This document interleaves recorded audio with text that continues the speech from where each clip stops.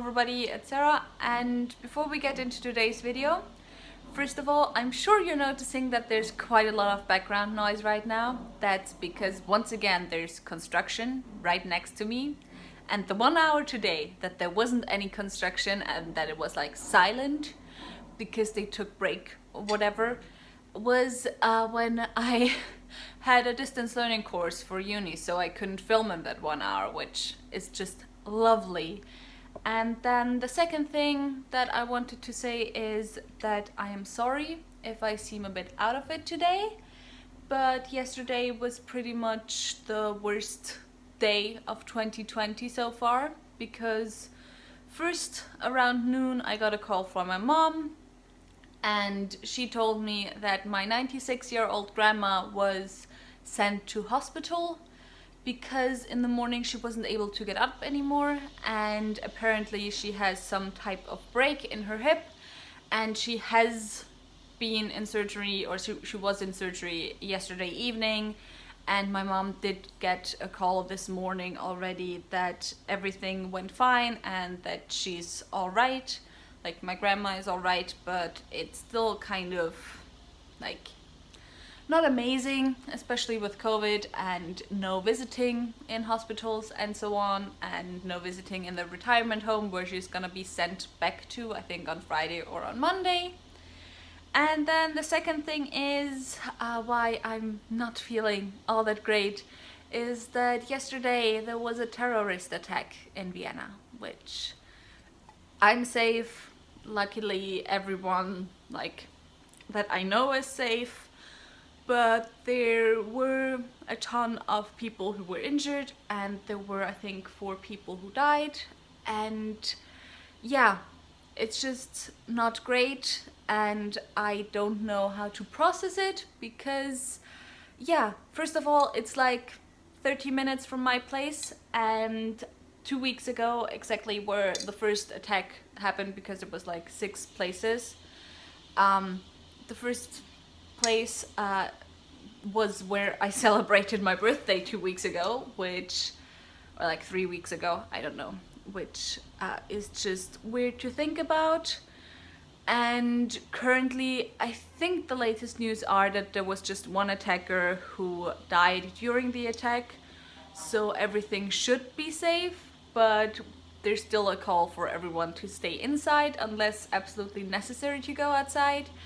And it's just, I talked to a lot of my friends yesterday, like making sure that everyone is safe first of all, and then also just talking. And yeah, the like collective mood is mostly just unbelieving, and that this is not something that happens in Vienna. It's called the biggest, worst terrorist attack in recent history, and the only other terrorist attack that was talked about was in the 80s. So that just goes to show how like seemingly safe Vienna is, how much we just don't believe that something like this ever happens here. And because of that, because of both things, because I'm worried for my grandma and I'm kind of still processing yesterday, I'm with all my comfort gear right now here with my little comfort bunny and soft blanket, which, yes, it's Harry Potter, but it's soft, so sue me. And I have some tea with me. I also have grapes right here, which I'll probably be munching on during the whole video. And now let's get into the video, because it's gonna be a long one, because it's my October wrap-up and I read a total of 20 books in October, which is kind of crazy, but yeah, let's get into it. Today, by the way, I'll read my stats directly from my notebook journal, because I'm too lazy to memorize this shit today, because I don't want to put any effort into anything. I'm very sorry. I still wanted to put up a video, but yeah. I hope you can bear with me and my kind of downer mood today. But yeah, as I said, I read a total of 20 books in October, of which 3 were rereads and 17 books were like new to me, books that I read for the first time. Genre-wise, I read 1 non-fiction, I had 9 high fantasy, I had 3 retellings, I had 2 books that were kind of like urban fantasy slash historical fantasy. I had 3 books that were classics, then also 1 thriller slash horror novel, and 1 book that I don't know what I should put it into, like what genre, and I would just say it's like general kind of literary fiction, but also kind of speculative fantasy type thing, magical realism, like kind of a mix of multiple genres. And I read a total of almost 7,900 pages, which is a lot. It's almost 2,000 pages more than like the last month that I had read the most books in, because of course October is the month that I read most books in so far this year. Then star ratings wise, I didn't have as many 5 stars as I had in September, but that was crazy, so I didn't expect that. I had 1 5-star, I had 1 4.5 star, I did have quite a few 4 stars, I had 6 of those. I had 3 3.5 stars, I had 4 3 stars, and I had 2 2.5 stars, and that came out to an average of 3.59 stars per book. So like kind of low average, I would say. I prefer to be more like towards the 3.8 star average. But to be honest, a lot of books that I read in October I just felt kind of meh about, and they were kind of like in that middle. Oh my god, I'm so annoyed by the noise. It's so loud. It's so loud. I'm so sorry. I am so sorry, honestly, but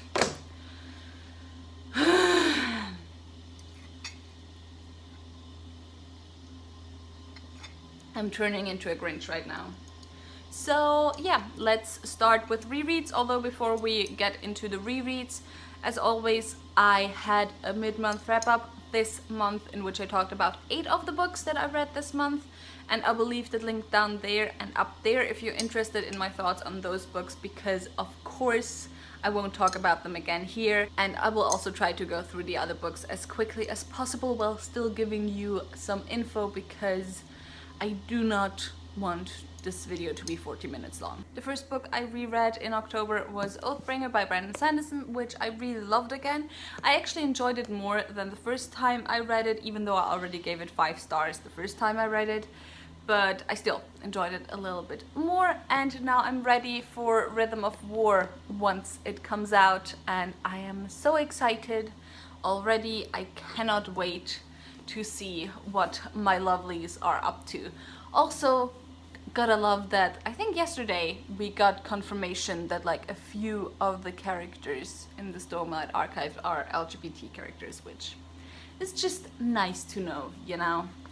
And so yeah, I won't summarize this because it's adult, epic, high fantasy. It's basically impossible to summarize. I also read Edge Dancer by Brandon Sanderson, which is one of the novellas in the Cosmere series and the one novella that we have of the Stormlight series.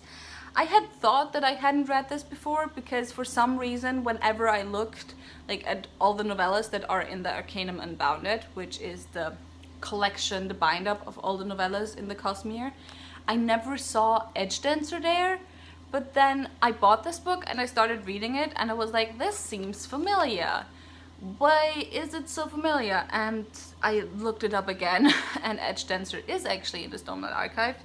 But yeah, I still enjoyed the reread. I would say it's like a 3 stars. It's not one of my favorite novellas in the Cosmere, but then again, most of the novellas, I gotta be honest, I'm like not that wild about. And then my last reread in October was Wildwood Dancing by Juliette Marollet, which is the first book in the Wildwood Dancing Sibyl's Secret duology, companion duology, which I hadn't intended to reread, but I pulled, like, continuing on with this series from my series TBR jar for my November TBR, and I still hadn't intended to reread this because since it's more of a companion, I didn't think it was necessarily necessary to reread this, but then I spontaneously decided to do so anyway, and I'm really happy that I did because I really enjoyed it again. I gave this 4 stars. I hadn't given this a star rating yet because my first read is so far back, it's like 10 years back probably.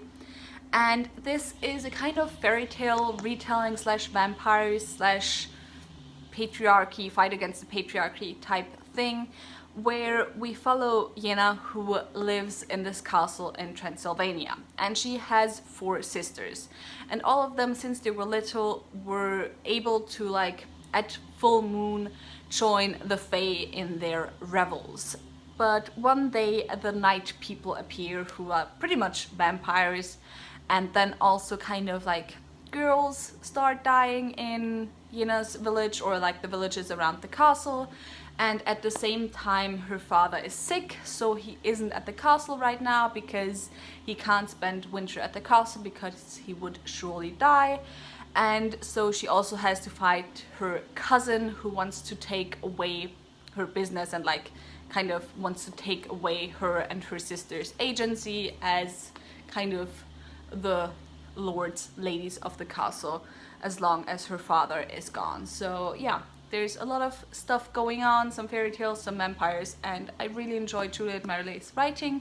I think this is like kind of a YA, but kind of also not. I think a lot of times fairy tale retellings, if they're well done, they kind of fall into that in-between space, because after all, fairy tales also don't really have an age range, do they? So yeah, really enjoyed it. Now, before we get into talking about the books in order of rating, there's one book that I want to talk about first, and that is Things Fall Apart by Chinua Achebe.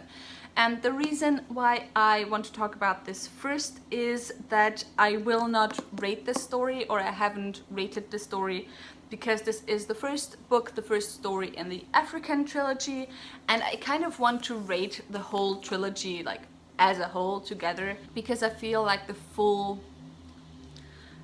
impact of the story can only be felt once I have read all 3 of the stories, which are of course Things Fall Apart, No Longer at Ease, and Arrow of God. And this is kind of a generational story. In the first book we follow the father, who is part of the Igbo in Nigeria, and it's set at kind of the turn of pre-colonialism to colonialism. So there's the first missionaries coming to his village. Then the second story follows the grandson of that man from the first story, but in London, and the third story follows the conversion of the son from the Igbo religion to Christianity. And yeah, I found the first story really interesting so far. There's a lot of talk, or like a lot of examination, of course, of colonialism, but there's also a lot of examination of like the masculinity of the main character, and like his traditional views on masculinities and how that might be harmful and so on.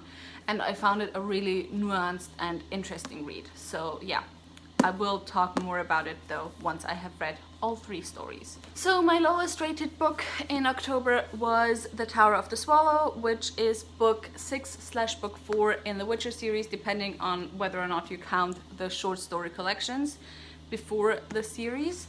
And I won't summarize this novel again, because I have talked about this so much already in like every TBR and every wrap up since like the beginning of the year probably. And I give this 2.5 stars. It's so far the book that I enjoyed the least, and I don't know. I'm getting really frustrated with the series, because I thought maybe like this is the second to last novel, because the last novel, like book 8, is actually a standalone story. So of the full story, this is the second to last novel, and I had thought that maybe there'd be some stuff going on finally, because the way each of the books are told is like there's not really a climax in every book. As I have said, I don't really like the way the story is told, and I would have thought that maybe in this book we're finally building towards something, but it just feels like there's nothing there. And yeah, I'm still gonna finish the series, because I only have 1 book left in the series, and then I have 1 book that's a standalone story, so hopefully it's told a bit differently. But yeah, not a fan anymore that much, and kind of frustrated with this. Then the next book I want to talk about is Mexican Gothic by Silvia Moreno Garcia. This was a 3-star for me, although to be honest it's more of a 2-star, but I gave it a 3-star because the main character studies anthropology and I study anthropology, and I'm biased like that. But yeah, I really anticipated reading this, and I was really excited to get started, because Gods of Jade and Shadow was one of my favorite reads so far this year, and probably it's gonna be one of my favorites this year in general because there's only 2 months left anyway, so yeah. But the thing I have to say is that the first 2/3 of the novel I did really enjoy because it was really atmospheric and it built atmosphere, and I still felt like it built towards something. And I don't know if the atmosphere or the way the atmosphere was built is generic or not. I don't read a lot of thrillers and horror novels, so I cannot say if that's the case or not, if it's like generic or not, because of course if you never read something you also can't say if it's generic. But then the very end, I had hoped that there would, like, things would fall into place. Something, if I very rarely read thrillers, the thing that I enjoy most is when like everything falls into place, and when you think back to the beginning of the novel, you're like, hey, wait, that was like foreshadowed, and that's what that was about. But I didn't feel like that was the case at all in this novel. It just was like, boom, that's what's the deal here, and deal with it. And then there was also a lot of sexual assault, and I kind of wasn't a fan of that because it didn't really feel like it served any purpose. So maybe, I mean, maybe there was a symbolic purpose there, kind of like the rape of indigenous and traditional, like the colonized peoples by the colonizers. But if that was it, it would have been a bit too on the nose for me, to be honest. I do enjoy my, like, metaphors to be a little bit more, well, less obvious. But I haven't told you yet what this is about, right? So this is about Naomi, who is a, like, young woman living in 1950s Mexico. And one day she gets, like, this letter from her cousin talking about, like, I don't know, the walls in her house are watching her and like talking to her and stuff.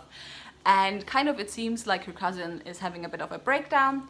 So Naomi goes and she visits her cousin to find out what is going on and why her cousin is sick, and to see if maybe she can bring her cousin back to the city. So yeah, and of course the house seems haunted, and it's kind of a haunted house type situation. But yeah, not a fan, and I don't know if I would recommend it. But the thing is, with these types of stories, like genres that I don't read a lot, which thriller and horror are not, I would be like, take it with a grain of salt, because obviously I do not know the tropes, I do not know what's usual, what's not usual, so I cannot tell you if this is a well done thriller or horror novel. I can just tell you that I didn't like it, so take it as it is. Then I read Piranesi by Susanna Clarke. This is the novel where I do not really know what, like, the genre of this is. It basically follows Piranesi, who lives in this house, and that house basically is like huge, and it's an entire world. And that one day there's a new person in this house, which seems really strange, and it's kind of a mystery who he is, like who this new person is, who they are, I'm sorry. And the reason why I mainly got it was because this is such a beautiful hardcover. I absolutely love it. And funnily enough, I have never in my life read a novel with an anthropologist appearing in that novel. This month I read 2 books, because there's also an anthropologist in this book right here. But yeah, I enjoyed the writing of this, but I found the story itself to be kind of a little bit boring in between, so I gave it 3.5 stars or 3 stars, I don't know. I enjoyed it way more than the first 2 books that I talked about, but it's kind of, I think it's gonna be quite forgettable for me, so a 3 stars it is. It's that type of 3 stars. It's like the type of 3 stars where you enjoy your reading experience, but the book doesn't really stay with you. Then I have the Ikesar Falcon by K.S. Veloso. This is the 2nd book in the Chronicles of the Bitch Queen, and I gave this 3.5 stars. The Chronicles of the Bitch Queen follows Talion, who is a queen. She has been queen for 5 years. She was supposed to have a king as well, because that was kind of the deal to stop the civil war that her father started, that she and a son from the like opposing faction would marry and they would rule together. However, on the day of their coronation, her husband up and left. And so for 5 years she has been ruling alone and she has been struggling, and then one day she gets a letter from her husband asking her to come and meet him in this other country and that they can talk. And so she goes. However, things go sideways, and so now she's stranded alone in this country and she doesn't know how she's gonna get back, and like things are going on. So I enjoyed the second book more, mostly because it wasn't about her running after her husband the whole time, but her trying to get back to her son, which I always enjoy a good mother figure. You know that. It's like my favorite thing in fantasy, and I think we should have more of that. Talion also was a little bit less stupid than she was in the first book. She still was pretty stupid though, but mostly like the side characters and her companions were a bit stupid in this one, which I didn't enjoy. So I think I'm gonna finish the series. I do not know how many books it is. I hope it's just a trilogy. I do hope so. I don't want to read more than one book in the series. But yeah, I warmed a bit towards Talion, but still not overly much. And yeah, I can see why some people like it, but she's just too stupid for me. I'm like, half the book I'm just like, girl, what are you doing? Why are you doing this? It's like obvious the wrong decision you're making right now. Why are you doing this? Why are you fucking him? Why aren't you fucking him? What is it going on? Like, that's my constant mood while reading this. Going on to a high fantasy book written by a woman I enjoyed a bit more, I have The Vanishing Queen by Lisbeth Campbell. I gave this 4 stars. I will not talk about this overly much because I do have a full spoiler-free review for this book.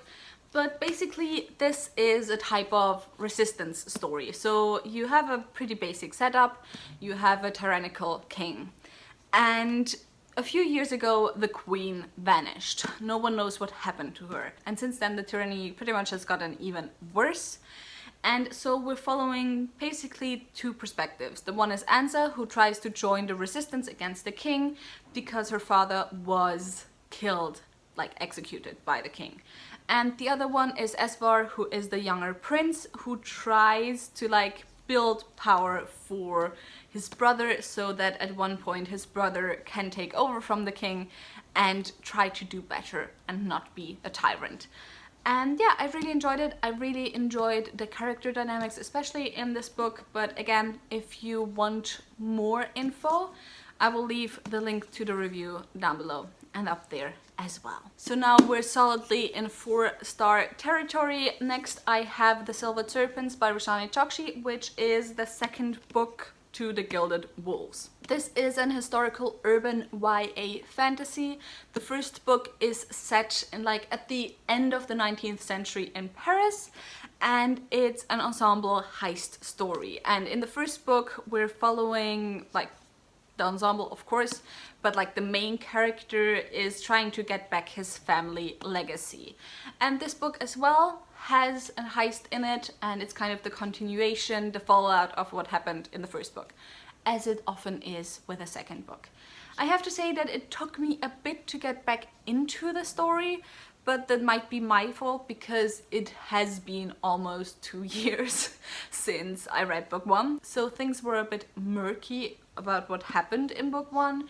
So maybe that's part of the reason why it took me a bit to get into it. But overall, I just really, really enjoy like the story. And I enjoy like, that's what I meant in Mexican Gothic with like maybe the whole thing with the rape of the colonized by the colonizers is too obvious, because in this there's also a lot of like decolonial subtext in it.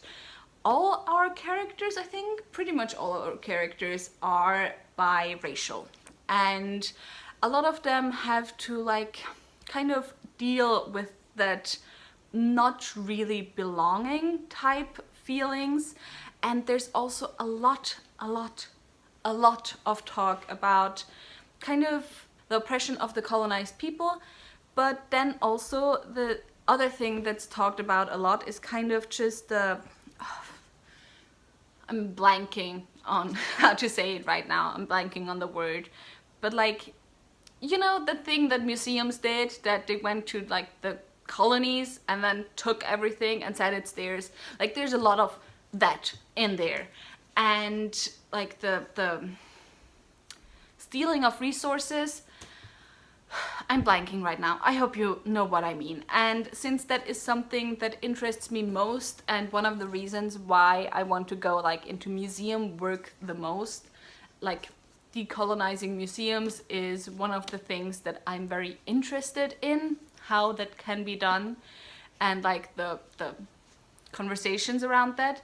So that's just a part in this like story, not just in this book, but in general in this series, that I really enjoy a lot. So I can really recommend The Gilded Wolves and The Silvered Serpents. And if you don't 100% understand the magic system, like, get over it. It's not that important to 100% understand every magic systems. It's magic. It happens. So yeah, because that's something that I see a lot as complaint about this story. And yeah, so can highly recommend it. And moving on. Then I have A Room of One's Own by Virginia Woolf. This is a series of essays, or a collection of essays that she did on women and fiction. And I absolutely love this. I really got along really well with her like stream of consciousness writing, because I did have problems with that in Mrs. Dalloway, but in this book I really enjoyed it because she kind of mixed her thoughts and her like theoretical thoughts with then just kind of a diary of what she did, and she goes to the bookshelf and she looks at that novel, and I really enjoyed the way it was written, and I really enjoyed the thoughts she had, like going into the thoughts. And I found it like kind of really topical in a way. Not just like, not necessarily when it comes to women, but in general when it comes to marginalized voices, and why marginalized voices aren't heard, and why marginalized voices have less chances of writing novels and writing in general. So I really enjoyed it, and I can highly recommend it. The last 4-star I want to talk about is Lord Arthur Saville's Crime and Other Stories by Oscar Wilde, which is of course a short story / fairy tale collection by Oscar Wilde. And I love this. I have this thing where if I like books a lot, and if I love them, and if I say they're favorites, it goes for authors and books really. But if I haven't read them for quite some time, I kind of almost convince myself that they can't be as good as I remembered them. And I have that a lot with The Picture of Dorian Gray, which I of course always say is my favorite book, because I have this voice in my head where I'm just like, you're only saying it's your favorite book because you just want to be like that arrogant and say that a classic is your favorite book. That like, I don't know, maybe you know that feeling. But yeah, I read this, and Oscar Wilde is such a genius when it comes to writing. And all of these stories are pretty heavy on the satire part, although some of them are very funny satire, and some of them are like honestly depressing and so sad. And some of the stories are like solid 5 stars, but some I enjoyed a bit less, so I gave the collection as a whole like 4 stars. But for example, the first story follows a man whose like palm is red and who gets told that he's gonna murder someone. And so now he convinces himself that he has to murder someone. Otherwise, how will he marry his like lady love and live happily ever after? And so he calls up the wedding, but not the engagement. And he tries and fails continuously to murder people. And that's like the entirety of the first story. And it's so well written and so hilarious. So if you haven't picked up Oscar Wilde yet, please do, you won't regret it. And we're finally at the last book for today, which is The Silence of the Girls by Pat Barker. I also won't talk about this too much because I have done a video comparing this to 1,000 Ships, which I also read this month, as well as A Song of Achilles, which I read at the beginning of the year, and I will leave that video linked down below. end up there. But this is the story of the Battle of Troy, but told from point of view of Briseis, who was a queen in one of the cities surrounding Troy and who was taken as a war prize by Achilles. And I really enjoyed it overall. I really enjoyed like the way the story was framed, especially like, again, I talk about this in my comparison video as well, but like A Thousand Ships kind of has a similar premise where it takes the stories of women, or like centers the story of Troy around the women, but where in that other book those women become the main characters in the story.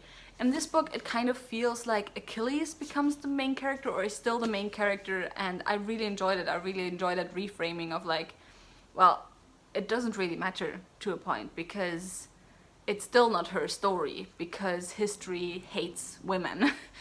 And yeah, I really enjoyed it. I can highly recommend it. And with that said, that was it for this video. I can drink my tea again now that I stopped talking. But yeah, if you enjoyed this video, maybe think about giving me a thumbs up and also maybe subscribing. I'm sorry that I'm not as cheerful today as I usually try to be. But yeah, tell me in the comments down below if you have read any of the books that I have read last month, or if you plan on reading any of these books. All the links to my social media are in the description box down below, so go and check those out. All the links to my book club of Queens, Witches and Valkyries, in which we read one adult high fantasy written by a woman per month, will also be linked down below. And yeah, with that said, I hope I'll see you soon. Bye!